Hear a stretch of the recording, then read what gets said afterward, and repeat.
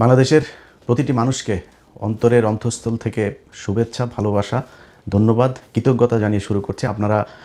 আমি যে চিত্র বাংলাদেশের বিভিন্ন জায়গায়, বিভিন্ন কেন্দ্রে, বিভিন্ন জেলায় যে ছবি, যে তথ্য আমাদের কাছে এসেছে, শত শত হাজার হাজার মানুষ ভোট থেকে তারা ভোট কেন্দ্রে গিয়ে দাঁড়িয়ে আছে।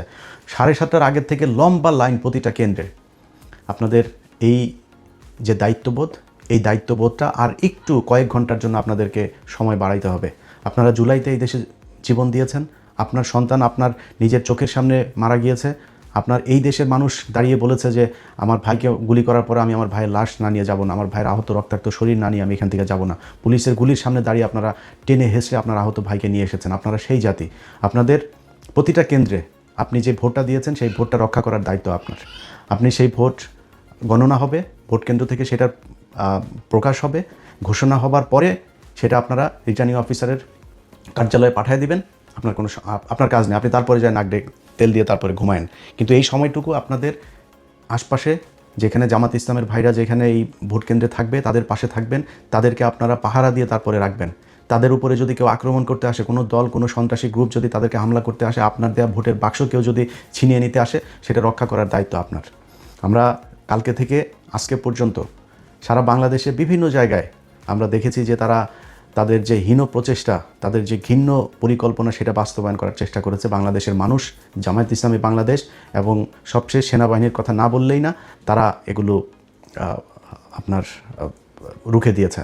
সেনাবাহিনীর একটা অংশ গতকালকেও চেষ্টা করেছে যে নীলফামারীর যে ঘটনাটা, জামায়াতের আমির তাকে বিমানবন্দরে সে আসছিল, সে বিমানবন্দরে তো সে কারোর কাছে টাকা বিলি করে নাই, সেখানে তো সে ভোট কিনতে যায় নাই, তার বাড়ি নীলফামারী, সে এখানে বিমানবন্দর থেকে তার 50 লাখ টাকাকে বানানো হয়েছে বিপুল পরিমাণ অর্থ। বাংলাদেশে 50 লাখ টাকা এখন কোনো বিপুল পরিমাণ অর্থ না। এটা হচ্ছে 1 নাম্বার কথা। 2 নাম্বার, সে কোনো জায়গায় ভোট কিনতে যায় নাই। 3 নাম্বার হলো তারে এই জায়গাতে যে আপনি আটক করলেন, এই একই ধরনের ঘটনা, এর চাইতে বেশি পরিমাণে টাকা শহীদুদ্দিন চৌধুরী অ্যানির লোকের কাছে পাওয়া গিয়েছে এবং সেটা টাকা দিচ্ছিল মানুষকে, ভোটের মাঠে পাওয়া গিয়েছে। সেই টাকাটা পেয়ে তাকে সাথে সাথে ছেড়ে দেওয়া হয়েছে। বিভিন্ন টেলিভিশনে তাদের দলের লোকজন দিয়ে থ্রেট করা হয়েছে এই নিউজ তাড়াতাড়ি সরাইতে। যমুনা টেলিভিশন, তাদেরকে হুমকি দেওয়া হয়েছে, হুমকি দিয়ে তারপরে বলা হয়েছে নিউজ সরাইতে। তারা বলেছে 80 লাখ টাকা পাওয়া গিয়েছে, সেই টাকা কিছুক্ষণ পরে 15 লাখ টাকা হিসেবে তারা আবার নিউজ করেছে। এভাবে দুইটা ঘটনাকে দুইভাবে উপস্থাপন করা হয়েছে। আমরা গণমাধ্যমের গতকালকে থেকে যেই ভয়ঙ্কর রূপ দেখেছি, তারা 5 তারিখ থেকে 1 বিন্দু পরিমাণ কোনো শিক্ষা নেয় নাই। গণমাধ্যমের যারা আছেন, যে সাংবাদিকরা এখনও পর্যন্ত এইসব অসভ্য কার্যক্রম চালিয়ে যাচ্ছেন, আপনাদের কাছে অনুরোধ থাকবে, মনে করার কোনো কারণ নাই যে আপনি একটা নিউজ করবেন আর সেটা বাংলাদেশের সব মানুষ হুমড়ি খেয়ে পড়বে, আপনার কথা বিশ্বাস করে তারপর যা ধানের শীষে ভোট দিয়ে আসবে। সেদিন বাংলাদেশের বহু আগে ইলিয়াস পিনাকিরা উঠিয়ে দিয়েছে। আপনাদের চাইতে বহু বড় প্রভাবশালী, প্রতাপশালী, ক্ষমতা সম্পন্ন এক ফেরাউন এই দেশে ক্ষমতায় ছিল। তারা যখন কিনা ঘুমাইতো, ঘুমের মধ্যেও আমাদের ছবি চোখে দেখতো, তাদেরকে শান্তিতে থাকতে দেয় নাই। আপনারা এখনও এত বড় কোনো ছেটের পাল হয়ে যান নাই যে আপনারা যা মনে চায় তাই বলবেন আর এই দেশের মানুষই করবে। আমি ইলিয়াস আজ থেকে সেই 2014 সালের ইলেকশনে আমার অবস্থান যেভাবে এই দেশের নির্যাতিত, নিপীড়িত মানুষের পক্ষে ছিল, আজকেও সেখানে আছে, সারা জীবন সেখানে থাকবে। নিজের ব্যক্তিগত অনেক বড় বড় স্বার্থ বাদ দেয়া এই দেশের যেসব নির্যাতিত মানুষ আছে, যারা অত্যাচারিত মানুষ আছে, যারা সংকটে আছে, সমস্যায় আছে, তাদের পাশে ইলিয়াস দাঁড়িয়েছে। বহু ক্ষমতাশালী লোকজনের সাথে সম্পর্ক নষ্ট করেছে, খুব অসহায় নির্যাতিত মানুষের জন্য, তাদের জন্য কথা বলতে গিয়ে, তাদের অধিকার আদায় করতে যায় বহু প্রতাপশালীদের সাথে সম্পর্ক নষ্ট হয়েছে। সো আপনাদের এই দেশের মানুষকে আপনারা যদি চান যে আপনারা যা মনে চায় বলবেন আর সেই দেশের মানুষ আপনাদের এইসব কথাবার্তা সব শুনে ফেলবে, এটা মনে করার কোনো কারণ নাই। আজকের চিত্র দেখেন, আপনি কয়টা রিউমার ছড়াবেন, কয়টা গুজব ছড়াবেন? এই দেশের মানুষ ভোট দিচ্ছে, শত শত হাজার হাজার লক্ষ লক্ষ মানুষ ভোট দিচ্ছে। আপনি ভোটের এগুলো গুজব ছড়ায় আপনারা এই করে ফেলবেন। অতএব সাবধান করে দিচ্ছি ভাই, এই নির্বাচনকে ঘিরে যদি মনে করে থাকেন বিশেষ কোনো দলকে আপনাদের ক্ষমতায়, কালকে থেকে যে নিউজ আপনারা করেছেন, বিশেষ করে 71 টিভি, মানুষ হয় না এখনও পর্যন্ত। এখানে এক দলের দালালরা বের হয়ে আরেক দল আছে, তারা এসে RTV, এরা এসে নিউজ করছে। দ্বার প্রান্তে তারেক রহমান প্রধানমন্ত্রী আবার গণভবনের দরজার মধ্যে যা দাঁড়ায় আছে। আরে বাবারে বাবা, মানে অবস্থা করুণ অবস্থা। তারা প্রধানমন্ত্রী না পারে বানায় দেয়, পত্রিকা অফিসে যদি সেই ক্ষমতা থাকতো কালকে বসায় দেয়, আজকে নির্বাচন হইতে দিত না। এরকম পরিস্থিতি এটা করেছে এই দেশের গণমাধ্যম। তাদের এই ভয়ঙ্কর রূপ কালকে থেকে দেখছি। আজকে আশা করি এই মানুষের, আপনাদের লোকজন তো বাইরে আছে, মাঠে দেখছে কেন্দ্রগুলোর অবস্থা, আমরাও দেখছি। অতএব এদেরকে একটু বোঝার চেষ্টা করেন, এদের চোখের ভাষা দেখার চেষ্টা করেন, কি বলতে চায়, এরা কী বুঝাইতে চায়, কে কাকে ভোট দিবে, কার ক্ষমতা আসবে, এখনও সময় আছে কিছুক্ষণের জন্য। সো খুব সাবধানে আপনাদেরকে কাজ করতে হবে।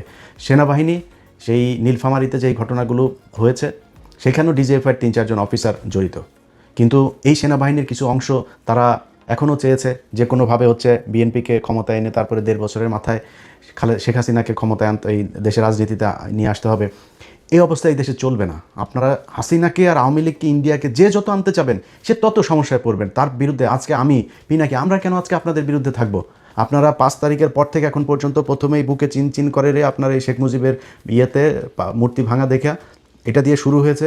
তারপরে আপনারা আওয়ামী লীগের প্রতি প্রেম, আওয়ামী লীগের এই দৃশ্য দেখে আপনাদের খুব খারাপ লেগেছে।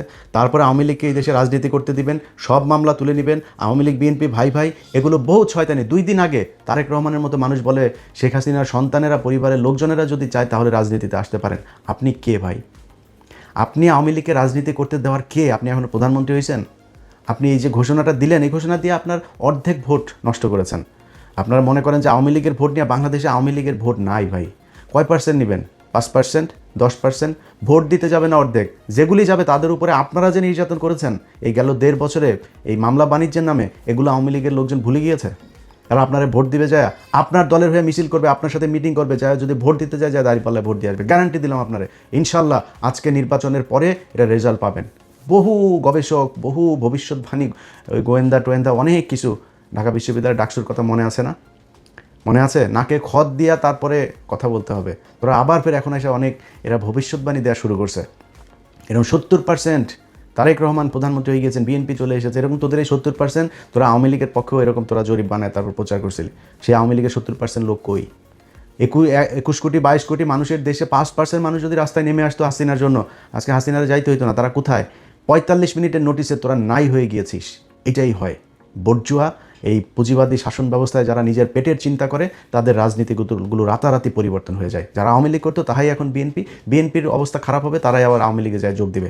এরা নিজের পকেটের টাকা দিয়ে রাজনীতি করে না, রাস্তাঘাটে মানুষের টাকা পয়সা নিয়ে চাঁদাবাজি করে তারপর রাজনীতি করে। এই জন্য এদের রাজনীতির জন্য কোনো মায়া নাই। অতএব যে কথাগুলো বললাম, বাংলাদেশের মানুষের কাছে অনুরোধ থাকবে, ভাই আপনারা আর কয়েকটা ঘন্টা আপনাদেরকে কষ্ট করতে হবে।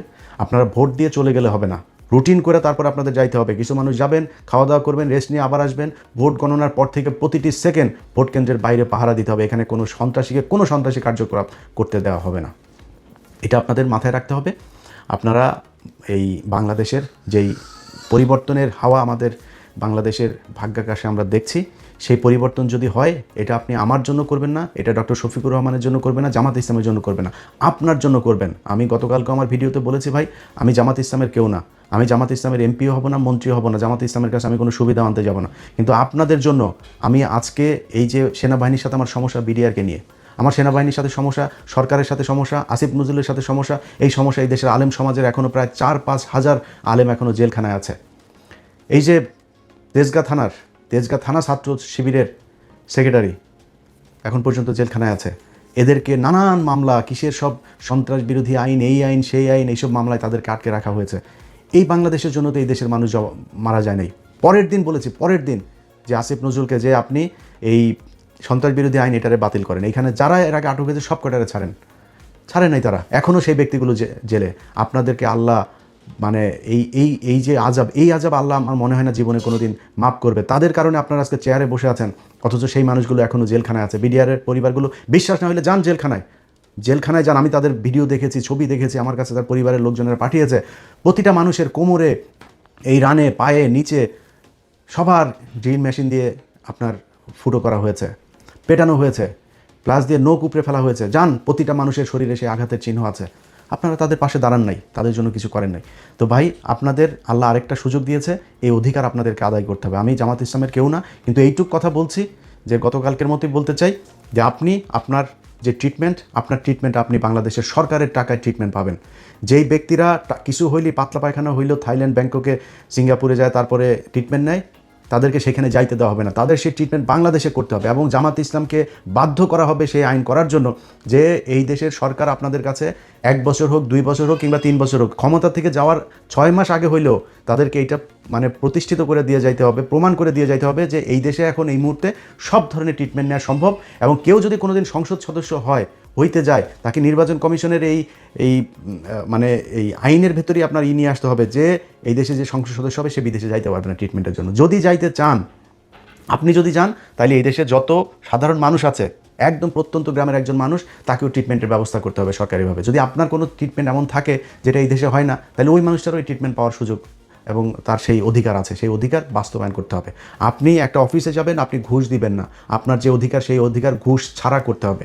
সরকার সেটা বুঝবে, ওই অফিসারকে কত টাকা বেতন বাড়াইতে হবে, কী করতে হবে, এটা তাদের ব্যাপার, আপনি করবেন সেটা। এই দেশে যত ধরনের মানুষ বিদেশ যায়, যত দেশে যায়, ইন্ডিয়া, পাকিস্তান, শ্রীলঙ্কা থেকে যাইতে তার যেই সুযোগ, যে কয় টাকা খরচ হয় সেই টাকায় নিতে হবে। এরকম অনেক কিছু আছে যেই জিনিসগুলো এই দেশের মানুষকে পাইতে হবে, পাওয়ানোর জন্য ব্যবস্থা করা হবে ইনশাল্লাহ।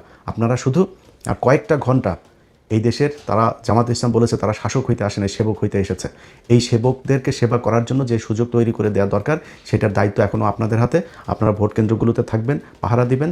এবং সবশেষ আবারও সেনাবাহিনীকে আগেও বলেছে যে ভাই, আপনারা আমাদের সার্বভৌমত্বের প্রতীক, আপনারা ছাড়া এই দেশকেও ঠিক করতে পারবে না। আপনারা যেভাবে দায়িত্ব পালন করছেন, আমার বিশ্বাস আপনাদের হারানো যে ঐতিহ্য, যে কালিমা আপনাদের শরীরে লেগেছে, সেটা সরিয়ে আপনারা আবার ফের এই ভোটের মাধ্যমে মানুষের অন্তরে জায়গা করে নেবেন, সেই প্রত্যাশা থাকলো। দেশবাসীকে বিজয়ের ঠিক দ্বার প্রান্তে সবাইকে অভিনন্দন জানিয়ে